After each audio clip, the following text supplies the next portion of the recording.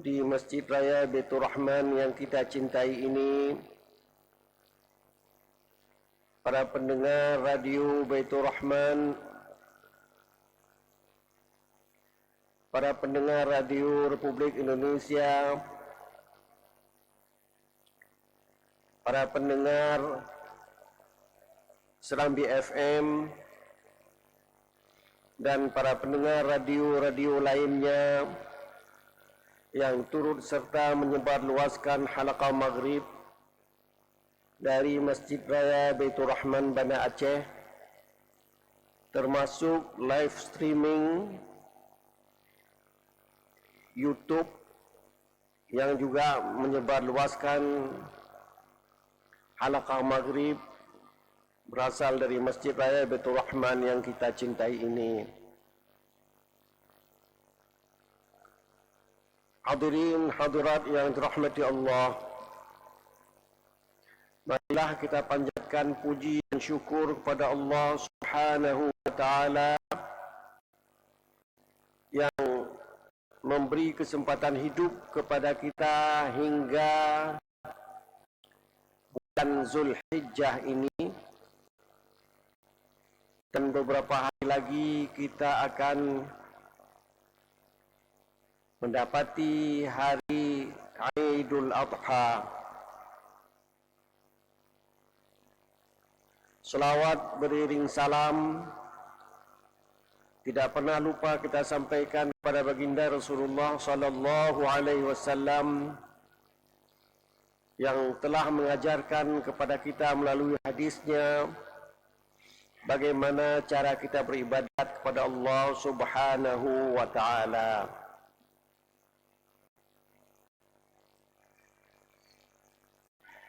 Hadirin hadirat berbahagia, umat Islam punya dua hari raya. Hari raya pertama Aidul Fitri, sesudah kita melaksanakan ibadah puasa. Hari raya kedua Aidul Adha, ketika para jemaah haji melaksanakan ibadah haji di tanah haram. Dalam kedua hari raya itu disunatkan kepada kita untuk memakai pakaian baru. Kalau tidak sanggup kita membeli pakaian yang baru, kita pakai pakaian yang bersih. Terutama ketika kita melaksanakan salat Aid, baik Aidul Fitri maupun Aidul Adha, kita memakai pakaian yang bersih atau pakaian yang baru. Jadi kalau kita hampir dalam tahun ada dua buah baju baru. Baju baru untuk Aidul Fitri dan baju baru untuk Aidul Adha. Kalau enggak sanggup karena situasi ekonomi kita pakai pakaian yang bagus tapi bersih. Berbeda dengan orang yang tinggal di daerah dingin dan panas. Mereka harus pakai pakaian dingin di musim dingin dan pakaian yang tipis di waktu panas. Kita hampir sepanjang tahun bisa memakai pakaian yang tipis terus menerus. Kemudian yang kita lihat di hari raya, kedua hari raya itu, kita yang punya harta diminta untuk menoleh orang yang tidak punya harta. Hari raya Aidul Fitri kita diminta untuk mengeluarkan zakat fitrah. Kita berikan kepada orang-orang miskin. Tahun ini dia menerima fitrah dari kita. Kita berdoa kepada Allah tahun depan dia akan memberikan fitrah kepada orang lain. Kehidupannya terus bergerak, tidak statis. Dan di hari raya Aidul Adha kita disunatkan untuk menyembelih kurban. Dagingnya dibagi kepada fakir miskin. Tidak enak rasanya kita makan daging, sanggup kita beli apa 150 sekilo, 150.000 sekilo atau 200.000 sekilo. Orang miskin tidak punya uang. Mereka di hari tasyrik diberikan kepada mereka daging kurban agar mereka juga bisa menikmati hari raya Aidul Adha ini. Demikian pengaturan ajaran agama kita. Kita disunatkan salat Aid. Hubungan kita dengan Allah Subhanahu wa taala terus kita perbaharui dengan salat Aid dan kita mendengar khutbah Aid. Dan kita juga memperbaharui terus hubungan kita sesama kita yang kaya menoleh kepada yang miskin. Siapa tahu tahun ini kita kaya, sanggup membeli seekor kambing harganya 2.500.000 misalnya, atau kita punya kambing sendiri yang kita pelihara, yang modalnya kurang dari itu, tapi harga sekarang sudah sekian 2.500.000 misalnya. Tahun ini kita sanggup memberikan kepada orang. Siapa tahu tahun depan, 2 tahun kemudian, orang itu akan memberikan kepada kita. Jadi hubungan kita dengan Allah baik, dan hubungan kita sesama makhluk, sesama orang seiman dengan kita juga baik. Inilah kehidupan yang diatur oleh agama Islam. Sungguh hidup menurut Islam itu indah, asal kita mau mengikutinya. Hadirin hadirat berbahagia, sambil kita beriktikaf, sambil kita menunggu tibanya waktu Isya, mari kita bacakan beberapa potong ayat suci Al-Quranul Karim yang pada malam ini telah sampai kepada ayat 23 dari surat Ibrahim yang berbunyi, A'udzu billahi minasy syaithanir rajim. Wa udkhilal ladzina amanu wa 'amilus salihati jannatin tajri min tahtihal anharu khalidina fiha bi'izni rabbihim. Tahiyyatuhum fiha salam. Ayat 23 dari surat Ibrahim. Sebelumnya, atau ayat 23 ini menceritakan tentang keadaan orang beriman di hari kiamat nanti. Mereka berada dalam surga Jannatun Na'im. Ayat sebelumnya menceritakan bagaimana orang-orang kafir berada dalam neraka. Mereka mencari pemimpin-pemimpin mereka yang sesat dan telah menyesatkan mereka. Mereka ingin tanggung jawab. Dulu kamu sesat dan menyesatkan kami. Sekarang apa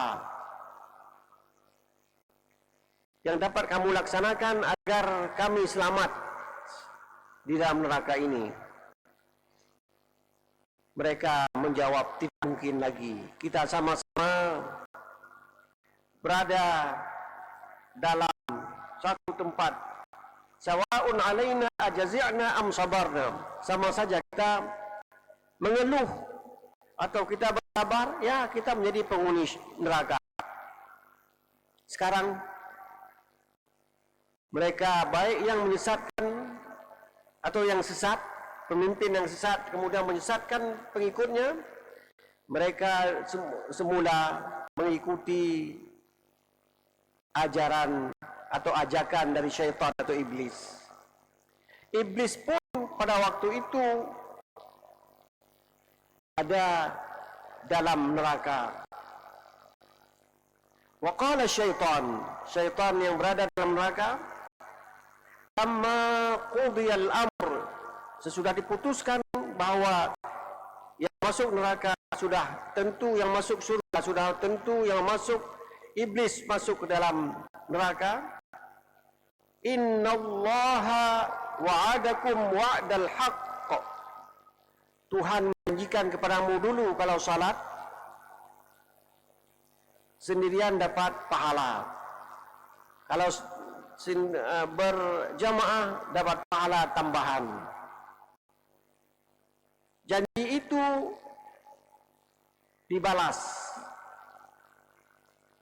dengan dimasukkan orang-orang beriman ke dalam surga Jannatun Naim. Wa wa'adtukum, dan saya juga iblis atau syaitan berjanji kepada pengikutnya, untuk apa pergi masjid? Habis waktu saja. Jangan tinggalkan toko. Jangan tinggalkan rapat. Kita ini begini dan sebagainya. Itu janji iblis. Wa wa'adtukum fa akhlaftukum, saya berjanji tapi saya tidak dapat memberi balasan apapun. Saya sendiri masuk ke dalam neraka. Wa ma kana li 'alaikum min sultan, saya tidak punya kekuasaan apapun kepada kalian. Illa an da'autukum fastajabtum li, saya di dunia dulu tidak ada kekuasaan apa-apa.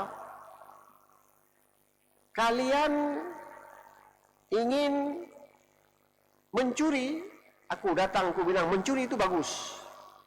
Kalian ingin berzina, aku datang mengatakan zina itu bagus. Jadi kekuasaan saya adalah da'autukum, menyuruh kalian apa yang sesuai dengan hawa nafsu kalian. Fastajabtum, lantas kalian menuruti apa yang saya bilang tadi. Jadi apa salah saya? Itu kira-kira. Fala talumuni, tidak usah kalian cerca saya, karena memang kalian mau sabu-sabu. Saya datang, saya bilang sabu-sabu itu bagus, dan kalian dengar perkataan saya. Nah, begitulah kerjanya iblis. Bila orang cenderung kepada yang jelek, iblis mendorong dia untuk mengerjakan yang jelek itu. Walumu anfusakum, cercalah dirimu sendiri. Ma ana bimusrikhikum, saya tidak dapat membantu kalian di sini. Saya sendiri terbakar dalam neraka. Apa membantu orang lain? Wa ma antum bimusrikhiyya, juga kalian tidak dapat membantu saya. Inni kafartu bima asyraktumuni min qabl, sekarang saya tidak bertanggung jawab lagi terhadap apa yang saya kerjakan di dunia, menyesatkan kalian. Tidak ada, tidak mau ikut lagi. Persis seperti seorang pemimpin masuk ke dalam penjara bersama pengikutnya. Dia akan mengatakan, saya sendiri di penjara, bagaimana saya menolong kalian? Nah, kira-kira begitulah. Innal zalimina lahum adzabun alim. Orang yang zalim, baik menzalimi diri mereka sendiri maupun menzalimi orang lain, tempatnya adalah neraka jahanam. Di dalamnya itu azabun alim, azab yang paling pedih. Jadi pemimpin yang jahat ditolong oleh syaitan dan iblis, mengaruhi orang lain. Ketiga bentuk orang itu, pertama syaitan, kedua pemimpin yang sesat, ketiga pengikut yang mengikuti pemimpinnya. Ketiga bentuk ini akan menjadi penghuni neraka. Di sana mereka tidak bisa tolong-menolong lagi. Contohnya seperti orang yang masuk penjara. Mana mungkin dia menolong orang lain, dia sendiri telah masuk ke dalam penjara. Kemudian ayat yang baru kan saya bacakan tadi, wa udkhilal ladzina amanu wa amilus shalihat. Dimasukkan orang-orang yang beriman dan beramal saleh. Tidak cukup beriman saja, harus ada amal saleh. Amal saleh itu harus didasari pada iman kepada Allah. Dua itu tidak mungkin berpisah. Mungkin seseorang beriman lantas mati. Nah, itu kan seketika. Yang banyak orang beriman dia hidup. Dalam kehidupan itu diminta untuk beramal saleh. Amal saleh itu mudah. Sesuai dengan firman Allah, sesuai dengan sabda Nabi, sesuai dengan pendapat ulama yang diambil dari firman Allah dan sabda Nabi, itulah kita kerjakan. Itu amal saleh. Amal saleh itu berguna untuk kita dan berguna untuk orang lain. Misalnya sikap pribadi kita jujur. Quran mengatakan harus jujur. Hadis mengatakan juga harus jujur. Berfaedah untuk kita. Orang percaya kepada kita. Dan orang lain menghormati kita karena kita jujur, tidak mengganggu orang lain. Tapi sementara orang yang pembohong, orang akan acuh kepada orang tersebut dan memperingati orang lain, awas, orang tersebut pembohong adanya.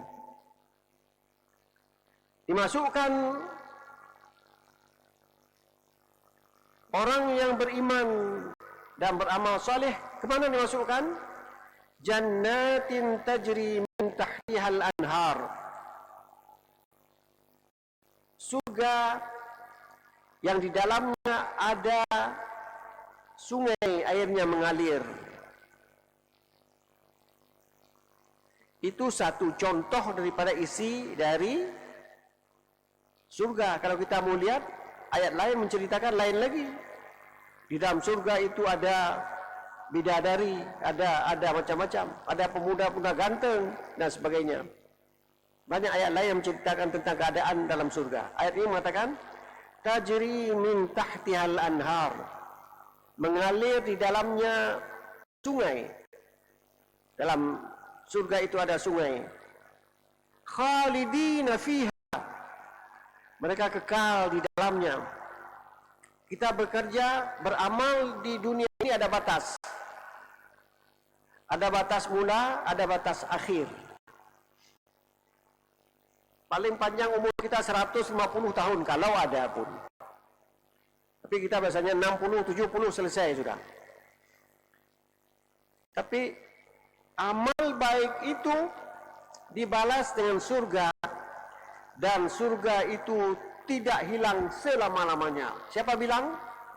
Pencipta surga. Siapa itu? Allah Subhanahu wa ta'ala. Khalidina fiha, mereka kekal di dalamnya.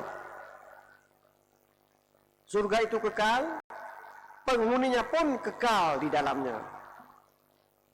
Biizni rabbihim, dengan izin Tuhan mereka. Mereka masuk ke dalamnya dengan izin Tuhan. Jadi masuk itu, pertama kita beriman dan beramal saleh. Kemudian kita masuk ke dalam surga dengan izin Allah. Allah sudah berjanji, janji itu tidak pernah diingkari.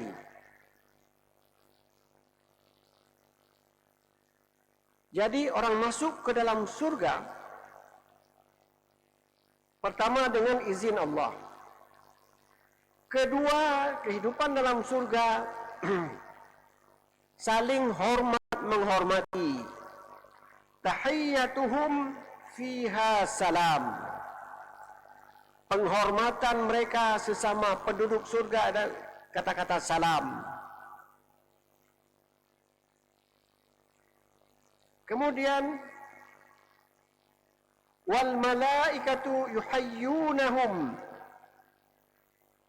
Dan para malaikat juga mengucap salam kepada mereka.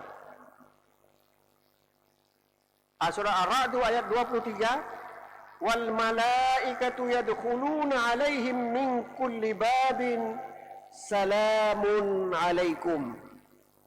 Para malaikat masuk ke dalam surga dari berbagai pintu.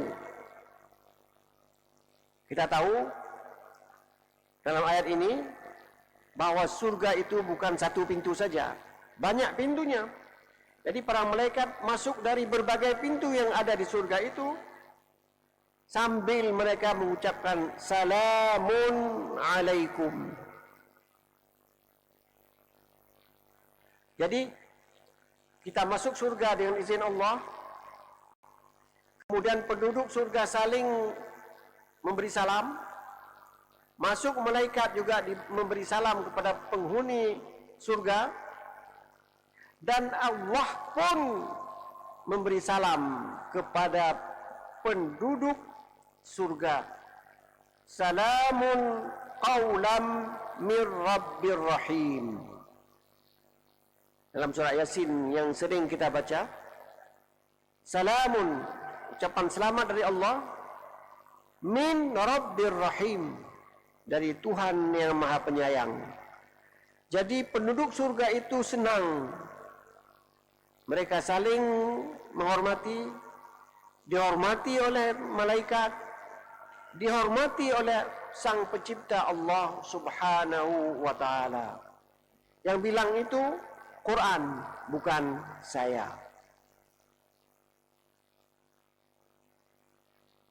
Hadirin hadirat berbahagia, demikian kehidupan dalam surga. Berbeda dalam kehidupan di neraka. Saling tuduh menuduh, saling mencerca, saling macam-macam.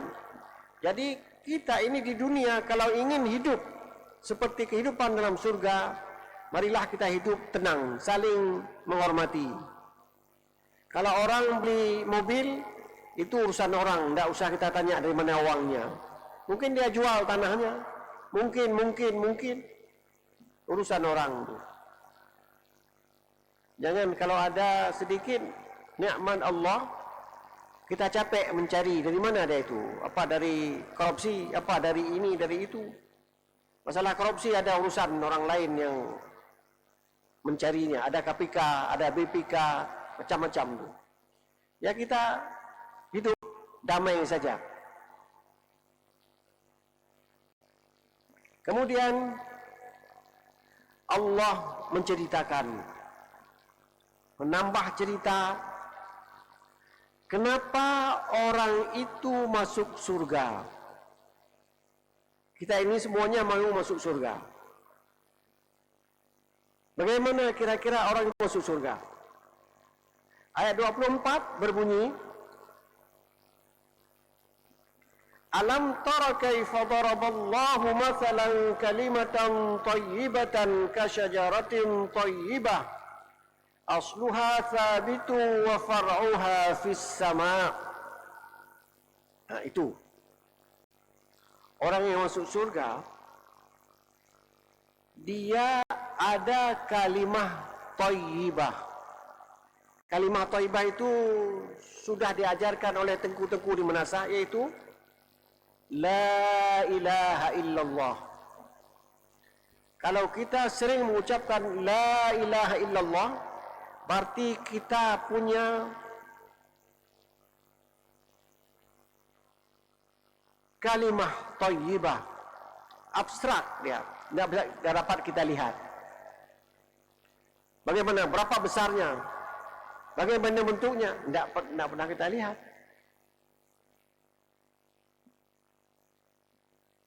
La ilaha illallah. Itulah kalimah thayyibah. Itu menurut Ibnu Abbas. Menurut Ibnu Umar, al-Islam. Kalimah thayyibah itu Islam keseluruhannya. Kedua-duanya saling melengkapi. Bisa kita pahami berdua-dua. Kita Muslim pasti sudah pernah mengucapkan La ilaha illallah. Kalau kita sudah mengucapkan La ilaha illallah, kita punya keyakinan yang kokoh. Bagaimana kokoh? Kasyajaratin thayyibah, seperti sebatang pohon yang thayyibah, yang baik, asluha sabitun, dasarnya itu, pokoknya itu sabit, tetap. Pokok kayu, kalau batangnya itu besar, kemudian akarnya banyak, dia bisa mengisap air untuk bisa dia hidup, bisa menopang pohon. Pohon itu tidak akan tumbang. Itulah kalimat thayyibah.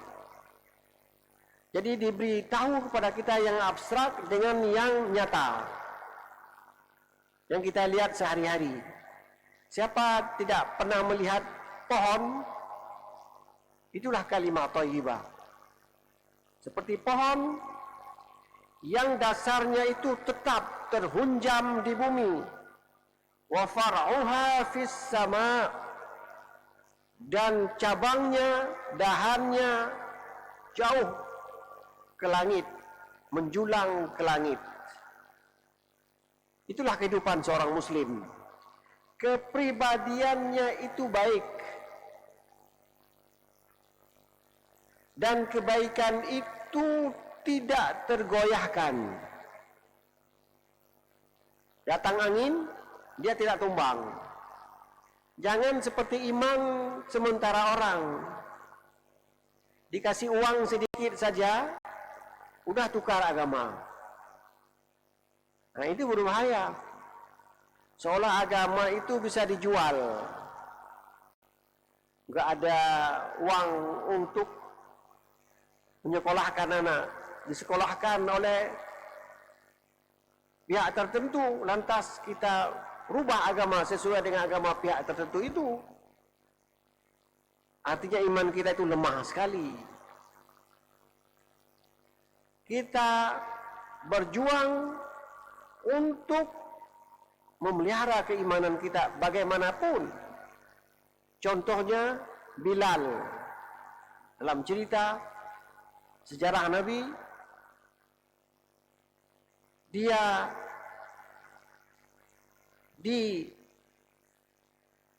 ditidurkan, ditarik matahari oleh majikannya, diletakkan batu di atas dadanya. Apakah dia akan menukar agamanya? Tidak. Tetap dia bilang ahad, ahad, ahad. Sehingga datang Abu Bakar membeli budak tersebut. Kita tidak dengan rayuan-rayuan lantas kita merubah agama kita, tidak. Kasyajaratin thayyibatin, sebagai pohon yang kuat, asluha sabitun, pokoknya itu kuat, pohonnya itu kuat, wa far'uha fis sama, dan dahan rantingnya menjulang ke langit.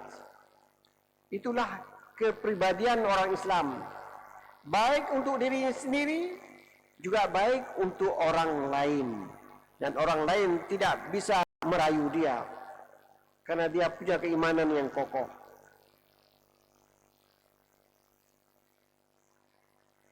Kemudian kita sambung ayat selanjutnya. Di masa Nabi ditanya, apa itu pohon apa? Para sahabat mengatakan pohon kurma. Pohon kurma kokoh sekali. Kalau kita di Aceh, sekarang sudah ada pohon kurma, sudah bisa lihat. Kalau belum lihat, kita bilang pohon kelapa. Pohon kelapa juga kokoh sekali, berfaedah banyak. Buah kelapa sejak masih kecil udah bisa dibuat, udah patun, udah bisa, udah hari, sudah terus menerus bisa dipakai terus. Tu'ti ukulaha kullahin, pohon yang baik itu menghasilkan buahnya setiap waktu. Ada pohon yang tidak punya musim. Pohon mangga, kadang-kadang ada musim 6 bulan sekali atau setahun sekali. Tapi ada di beberapa tempat terus menerus pohon itu berbuah. Tu'ti ukulaha kullahin biizni rabbiha, dengan izin Tuhannya. Begitulah kehidupan orang Islam. Selalu memberi kebaikan kepada orang lain. Ketika dia sudah berumur 7 tahun, 10 tahun, dia menjadi orang yang menyapu masjid. Orang suka kepada dia karena dia menyapu masjid. Kalau dulu mengisi air di bak di masjid atau di menasah, besar lagi dia menjadi muazzin. Orang senang kepada dia karena dia muazzin. Kemudian tambah lagi, sudah 25 tahun, dia sudah diminta menjadi imam. Kalau tidak ada imam yang rawatib, berhalangan, dia jadi imam. Ketika dia berumur entah 28, entah 27 misalnya, kawin. Dia pindah kawin ke kampung lain. Kampung itu merasa kehilangan. Karena syajaratun thayyibatun itu telah berpindah tempat. Kehilangan. Walaupun banyak lagi pemuda-pemuda lain yang menggantikan posisinya. Tapi orang merasa kehilangan. Itulah syajaratun thayyibatun. Sebatang pohon yang baik. Baik untuk dirinya sendiri dan baik untuk orang lain. Banyak syajaratun thayyibah itu di kampung banyak. Yang membersihkan menasah. Banyak pemuda-pemuda. Banyak juga yang menjadi muazzin. Banyak juga yang menjadi imam dan seterusnya. Kalau ada acara perkawinan, dia menjadi protokol dan seterusnya. Orang mengambil manfaat dari kehidupan, dari syajaratun thayyibah tu'ti ukulaha kullahin. Dia memberikan manfaat kepada orang setiap waktu. Waktu kecil memberi manfaat, jadi waktu pemuda juga memberi manfaat. Waktu dia sudah menjadi orang tua juga masih memberikan manfaat kepada orang lain. Kita kadang-kadang ingin mengikuti jejak orang-orang tersebut agar masyarakat mengenang ketika orang itu dipanggil pulang oleh Allah Subhanahu wa taala. Masyarakat kehilangan. Memang bisa diganti oleh orang lain. Tapi untuk menggantikannya itu perlu waktu.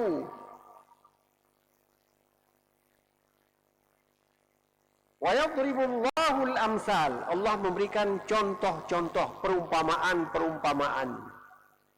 Karena ilmu kita berbeda, kemampuan otak kita berbeda dalam menerima ilmu. Ada yang abstrak, orang bisa menerimanya. Ada yang abstrak itu kalau sudah konkret baru bisa diterima. Jadi la ilaha illallah itu abstrak. Waktu disamakan dengan sebatang pohon, orang bisa menerima, oh begitu rupanya. Dia kekar, kokoh. Tidak bisa digoyang oleh angin. Dan selalu memberikan manfaat kepada orang lain. Wa yadribullahu al-amsala lin-nas la'allahum yatadhakkarun. Agar mereka terus ingat, tidak pernah lupa. Saya ini hari ini salah.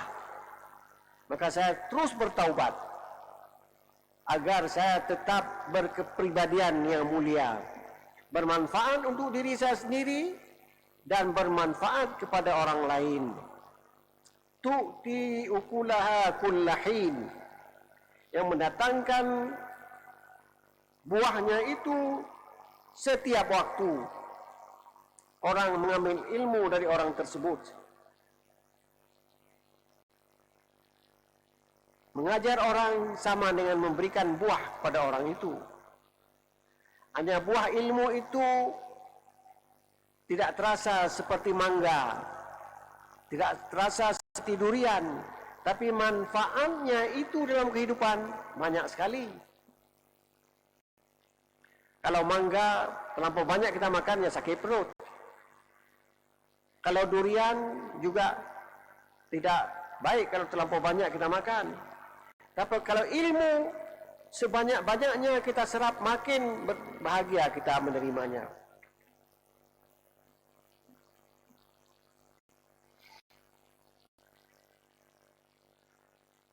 Orang berilmu itu mendengar perkataan orang lain dan tidak membantahnya, tapi dia mengambil yang paling baik untuk dirinya. Alladzina yastami'una al-qawla fayattabi'una ahsanah. Mereka mendengar semua perkataan, tapi yang disimpan dalam hatinya yang terbaik. Ada sementara orang, kalau orang bilang tetap saja dibantah. Kita tidak. Kita ingin mendengar, kita ambil manfaatnya. Ada yang lebih bermanfaat lagi, kita ambil yang lebih bermanfaat lagi. Dan kita bersikap kunu qawwamina bil qist. Kita menjadi penegak keadilan, syuhada'a lillah. Menjadi prasaksi demi untuk Allah. Walau ala anfusikum, walaupun saksi itu membuat kita melarat. Biasanya kalau saksi itu kepada kita, kita bilang tidak ada.